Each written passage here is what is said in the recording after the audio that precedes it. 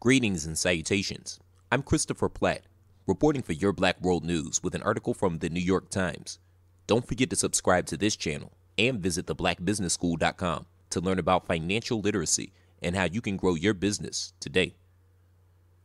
Soldiers in Gabon took over state radio in a coup attempt on Monday, but the government said 4 of the plotters had been arrested and that normalcy would be restored in the Central African nation. A 5th suspect was on the run after soldiers announced plans for a national council of restoration in the oil-rich country where the ruling Bongo family has been dogged by accusations of corruption and fraud during nearly a half-century in power.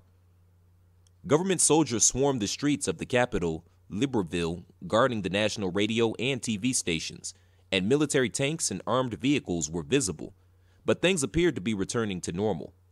The government is in place. A government spokesman, Guy Bertrand Mampangu, told France 24. The institutions are in place. President Ali Bongo has been out of Gabon since October while receiving medical treatment for what many believe was a stroke he suffered while attending a conference in Saudi Arabia. He had sought to reassure the nation he was fit during a New Year's Eve speech televised from Morocco, where he's been recuperating. Lieutenant Kelly Ondo Obiang, the leader of the self-declared patriotic movement of the Defense and Security Forces of Gabon, said on state radio that the speech reinforced doubts about the president's ability to carry out the responsibilities of his office. The eagerly awaited day has arrived when the army has decided to put itself on the side of the people in order to save Gabon from chaos, a soldier said in a video that appeared on social media. If you're eating, stop. If you're having a drink, stop. If you're sleeping, wake up. Wake up your neighbors. Local news outlets reported that shots had been heard in Libreville. Mr. Bongo's family has long been criticized for enriching itself with proceeds from the country's oil and mineral wealth, while much of its population lives in poverty. The first indication that something was amiss came early Monday when songs from the campaign of Jean Ping, Mr. Bongo's chief opponent in the 2016 presidential election, were broadcast over national radio. A call to the station was answered by Lieutenant Obiang, who said he would announce a coup shortly. He went on the air and did just that, while station employees were held hostage during the broadcast. After government forces stormed the station, one of the soldiers took the clothes of an employee to make his escape. Conspiracy theories were circulating in Gabon throughout the day, including one that the coup attempt was staged by Mr. Bongo as a way to send a message that he would squash any effort to seize power.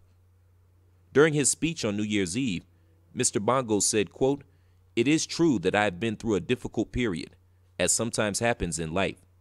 Today, as you see, I am better, and I am preparing to meet you again soon," end quote. The video failed to put the matter to rest, with observers noting that Mr. Bongo slurred some words and did not move his right arm.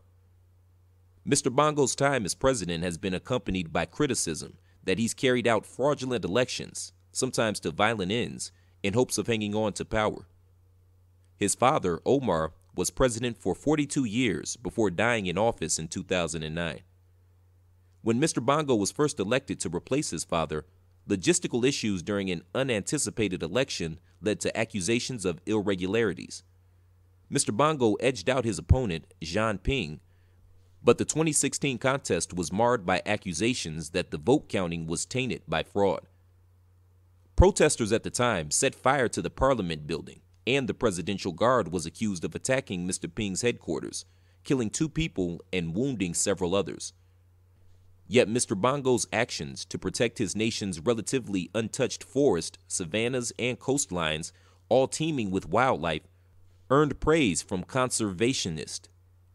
Mr. Bongo, who served as foreign and defense minister before becoming president, is almost entirely French educated, and is also a jazz musician who years ago released a funk album.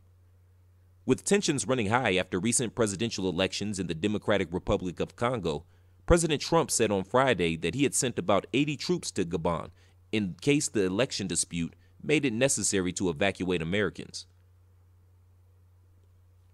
Thanks for tuning in. Don't forget to share this video. Let us know what you think. Also, don't forget to subscribe to the Your Black World YouTube channel. and visit theblackbusinessschool.com today. I'm Christopher Platt reporting. Until next time, shalom.